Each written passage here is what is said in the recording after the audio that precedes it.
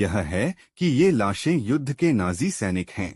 वेगार्ड इधर उधर देखता रहता है और हेलमेटों के बीच सारा का सिर देखकर भयभीत हो जाता है। अचानक उसके पीछे एक ज़ॉम्बी प्रकट होता है तो वेगार्ड उसे नीचे गिराने के लिए मुक्का मारता है।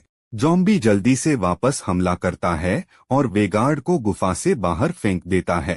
फिर वह वेगार्ड को जमीन पर गिरा देता है और उस पर चाकू से वार करने की कोशिश करता है, लेकिन वेगार्ड तुरंत उसके हथियार छीन लेता है। इससे ज़ॉम्बी वेगार्ड की बाह को काटने से पहले उसे मुक्का मारना शुरू कर देता है।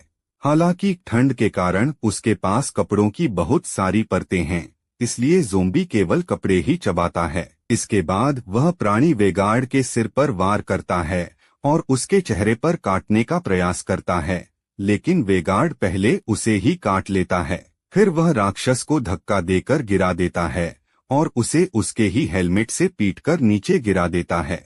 जब वेगार्ड जमीन पर गिरता है तो एक और ज़ॉम्बी उसके नीचे बर्फ के माध्यम से पहुंचता है और वेगार्ड को जल्दी से चकमा देना पड़ता है। ज़ॉम्बी बाहर आता है और वेगार्ड से टकराता है और चट्टान के किनारे के बहुत करीब चला जाता है।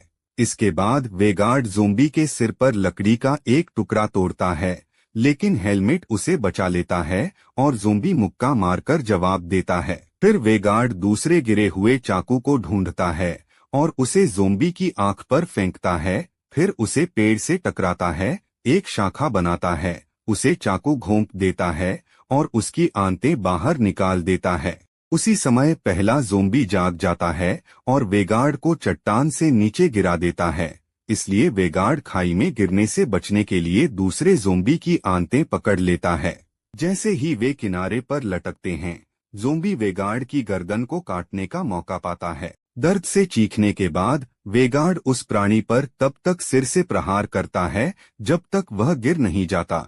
जंगल में हन्ना और लिव अभी भी दौड़ रहे हैं, लेकिन उन्हें पता नहीं है कि वे कहाँ जा रहे हैं। जैसे ही वे अपने विकल्पों पर चर्चा करते हैं, एक ज़ॉम्बी उनके पीछे आ जाता है और उनका पीछा करना शुरू कर देता है। हन्ना एक पेड़ के पीछे छिप जाती है और ज़ॉम्बी को नीचे गिराने के लिए सही क्षण की प्रतीक्षा करती है।